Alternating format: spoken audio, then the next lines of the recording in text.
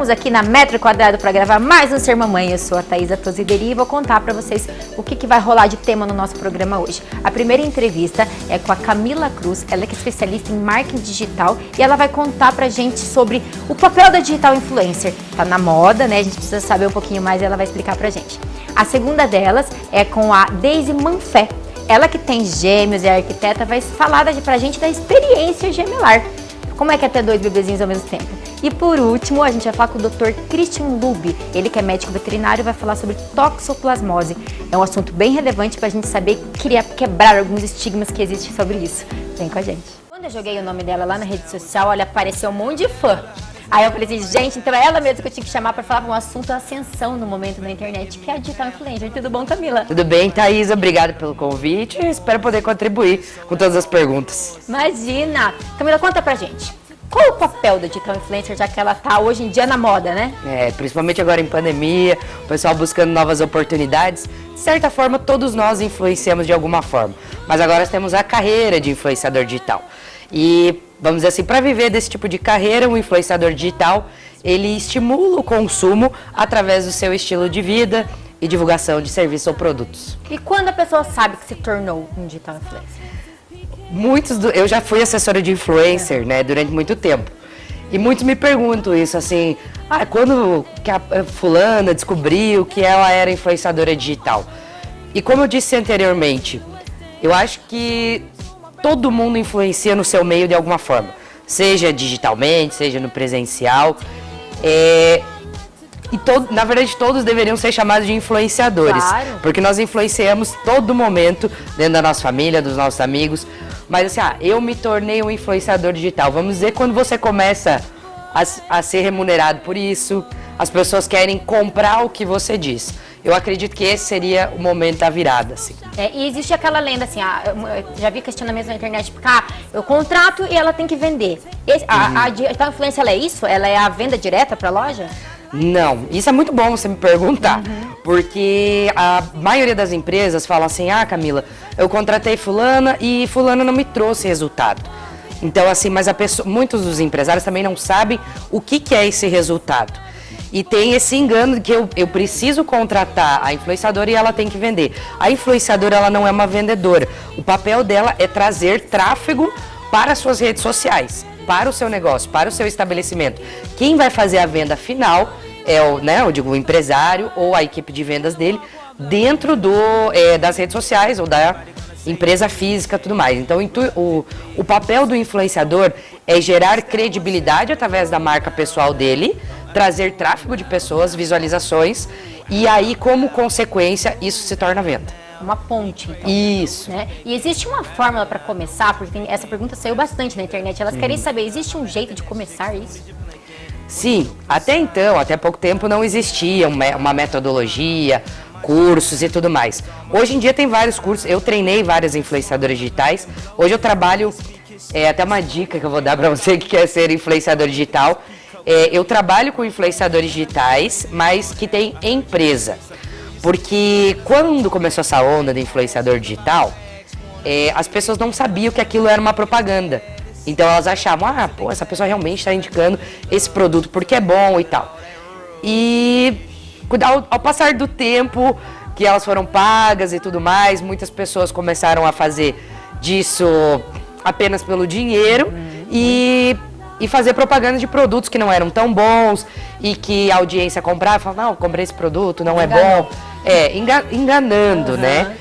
E então a dica assim, que eu daria hoje se você quer ser um influenciador digital, você tem a sua própria empresa, você abre um negócio para você e venda. Por quê? Porque normalmente quando você vende postagem nos stories e tudo mais, você vai ter uma limitação. Vou te cobrar, sei lá, 2 mil, 5 mil, enfim, depende do tamanho do influenciador, por X posts.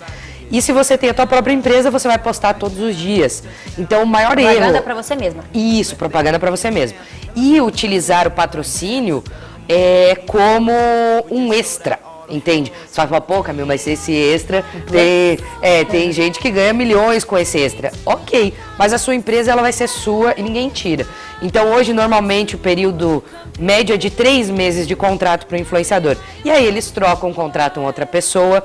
Então o ideal é que você tenha os patrocínios, né, que é o sonho de todo influenciador digital, como um bônus a mais, mas tenha o teu próprio negócio.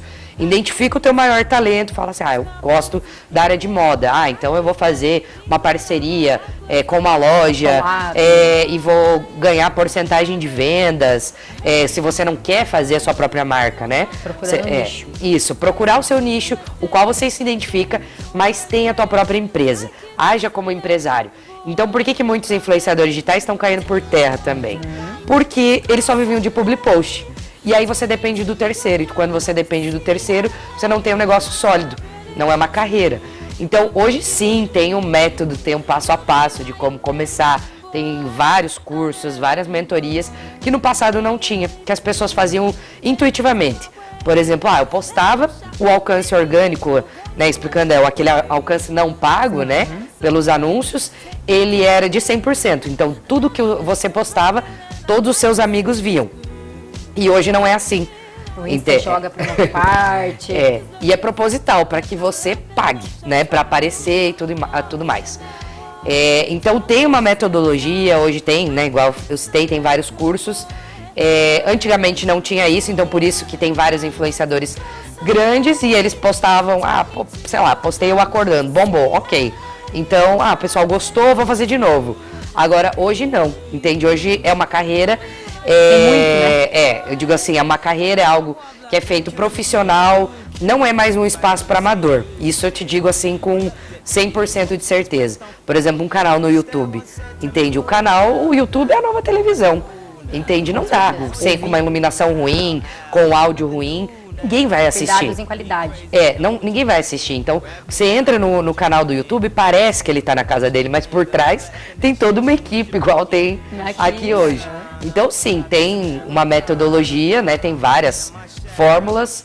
E a dica que eu dou é que não é um local mais de brincadeira. Eu acho que se você quiser... Sério. Se você quiser entrar, até porque o alcance orgânico é de quase 1% no Facebook e até 7% em ótimas postagens dentro do Instagram.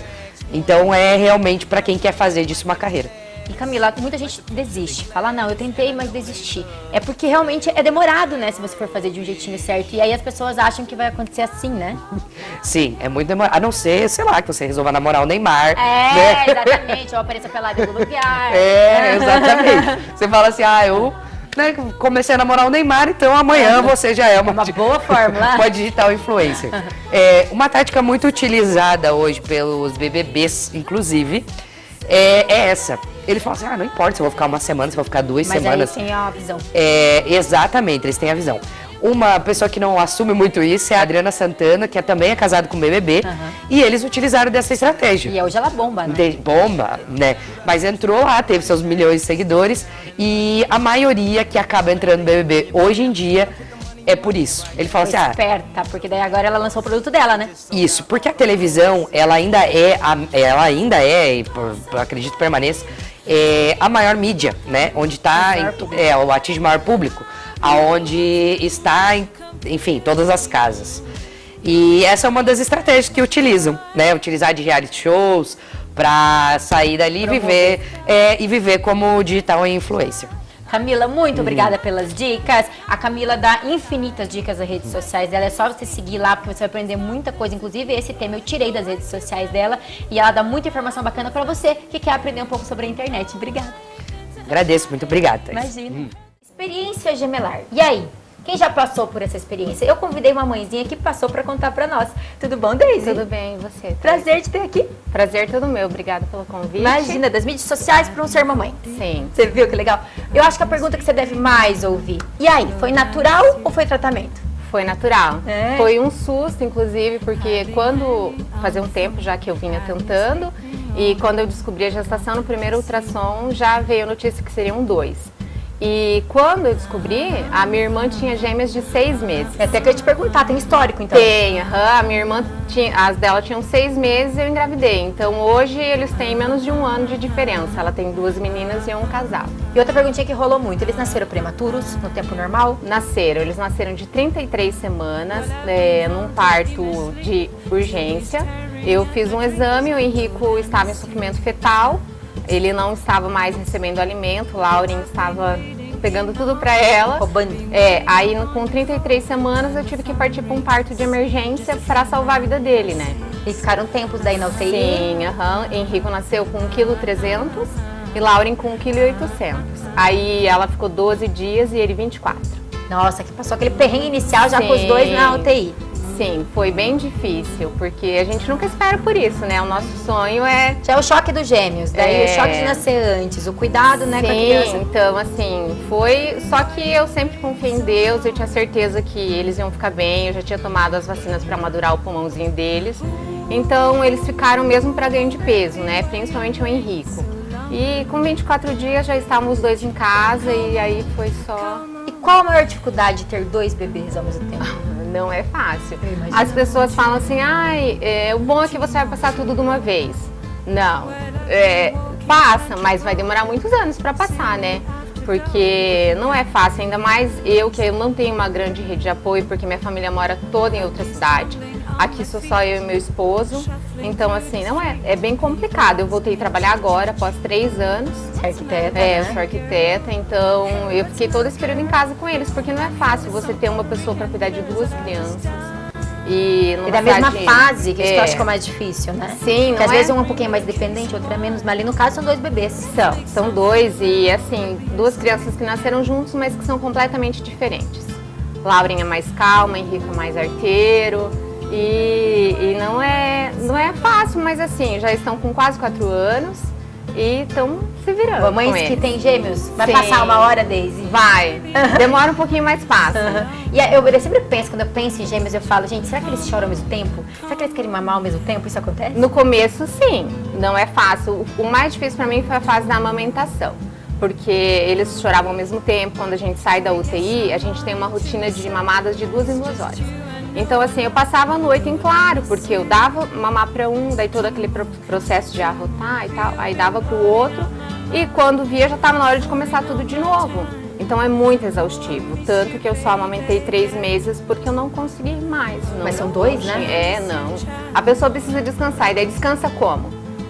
Cuidando de 2 crianças. E também tem que ter essa noção, né, Deise? Olha, não sou Mulher Maravilha, não aguento, tenho que ter um tempo pra você, né? Ninguém é obrigado a nada, né? Se aquilo tá te fazendo mal, isso tá fazendo mal pra mãe, consequentemente é ruim pros bebês, né? Sim, Não tem como. E assim, ainda que o meu esposo ajudava bastante no começo, porque ele estava em casa comigo, mas os primeiros 3 meses são bem complicados. E hoje, eles maiorzinhos, como é que é ver os 2 na mesma fase, na mesma idade? É lindo. Assim, a gente sai, as pessoas já percebem que eles são gêmeos, apesar do Henrico ser mais alto que ela, né? As pessoas percebem, todo mundo pergunta e acha bonito, mas agora sim, eles estão bem arteiros, né? E ainda mais assim, só em casa. Né, eles fazem companhia um pro outro, por serem da mesma fase? Fazem sim. E agora eles estão na fase assim, eles assistem algum desenho, aí eles ficam brincando junto, né? Aí tipo, um é tal personagem, o outro é o outro personagem, e eles brincam, interagem, é muito interessante. Então, vamos acalmar o coração das mamães? Eles passa, precisa de uma rede de apoio, aceite que é difícil, né? Sim, precisa. Na verdade, qualquer mãe precisa de uma rede de apoio, né? Mas com 2 crianças... E pretende ter mais filhos, Daisy? Eu até teria vontade, mas eu tenho medo. Então, eu conheço mamães de gêmeos que falam, eu gostaria de ter um, pra saber como é que é só um, né? E assim, quando você tem gêmeos, a probabilidade de ter uma gestação gemelar novamente é grande, eu tenho medo. Porque assim, como minha irmã já teve... e aí 2 é o número perfeito, na minha opinião, né? E assim, eu fui muito abençoada com o casal, né? Então já tá assim de bom tamanho. Se Deus mandar outro, tudo bem, mas vamos ter uma experiência única, talvez. Mas acho que vamos parar por aí. Obrigada, tá, Deise? Obrigada por você. Relatar a nossa experiência e por estar aqui conosco. Obrigada pelo convite. Imagina. Que mamãe que não se preocupou com a toxoplasmose. Eu trouxe um doutor, um médico veterinário, para falar um pouquinho dela pra gente. Tudo bom, doutor Christian? Tudo bem, obrigado pelo convite. Imagina, eu que adorei a sua presença aqui. Vamos explicar então, primeiramente, o que é a toxoplasmose. Então, Thaís, a toxoplasmose é um protozoário, tá? Que a gente estava conversando antes, o grande vilão, infelizmente, é o gato. Das fezes do gato. Isso, porque é um protozoário que o gato ele pode ingerir esse protozoário e ele elimina pelas fezes. O único portador assintomático é o gato mesmo, tá? Então a gente tem que se preocupar bastante com essa questão das fezes felinas. Então a mulher ficou grávida, a gente tem muito aquela questão que, eu tô grávida, meu Deus, vou doar meu gato. Isso, então o que acontece, tá? Diagnosticou a gravidez, vai no médico. Daí o médico pergunta, você tem um gato? Aí o médico, lógico, por precaução dele, ele fala, não entre em contato com as fezes para fazer a limpeza da latrina e tudo mais, mas não precisa doar o seu gato, tirar o gato da casa. Higiene. Mesmo porque o gato que está dentro da sua casa, dificilmente ele entrou em contato com esse protozoário, porque ele não nasce com isso. A não ser que a mãe dele tenha tido isso, aí pode passar para o filhote. Mas dificilmente o gato tenha isso aí, assim, dentro de casa. Tá? Então a mãe, a gestante e tal, ela não precisa se preocupar de imediato. O que ela deve fazer? Procurar o seu médico e falar assim, vamos fazer o teste? Porque muitas vezes a pessoa já entrou em contato com o protozoário e nem sabe.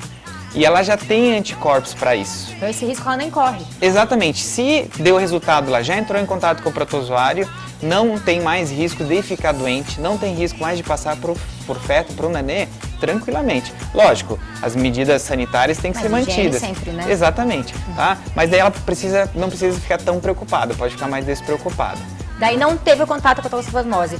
Cuidado na parte de higiene. Isso, daí todo mundo, coitado do gato, crucifixa ele lá porque, o gatinho é que transmite, tudo bem. Mas como que a gente vai adquirir a doença? Tá? Através de verdura mal lavada, carnes cruas, tá? E legumes que não são cozidos. Então o grande vilão de pegar não é o gatinho, né? Exatamente. São esses alimentos. Por que são esses alimentos? Por quê? Porque o gato que tem vida livre lá na propriedade rural, o que ele vai fazer? Ele vai evacuar em alguns lugares. E ele pode evacuar lá na plantação, tá? Correr. Exatamente, ele pode evacuar lá no meio de um pasto e tal. O bovino, até, sei lá, o suíno pode se alimentar daquelas fezes lá e aí adquirir. Esse protozoário vai entrar na corrente sanguínea e vai se alojar na musculatura. E quando a gente vai fazer a carne lá, se você, durante esse período, você não fazer ela bem passada, aí você pode adquirir. Tá? Lembrando que os bovinos, suínos, aves e tal, hoje em dia, né, tem um controle sanitário muito grande. Muito grande. Então é mais difícil também acontecer isso. É uma coisa mais talvez caseira, na fazenda, que pega a carne ali, exatamente, Thaís. Isso, aí tem que cuidar mesmo. Às vezes aquele suíno lá que você tem lá no fundo lá, tal, né, da sua propriedade e tal, que não tem aquela vigilância sanitária, tem que tomar bastante cuidado. Mas as verduras e legumes têm que ser bem lavados, dependendo se você comprar no supermercado ou não. Tá? Por quê? Porque as verduras a gente sabe que elas ficam lá, né? Muitas vezes não é fechado o local, é um local aberto. Infelizmente tem gatos ao redor e pode acontecer essa situação. E tem uma outra coisa que falam muito na gestação.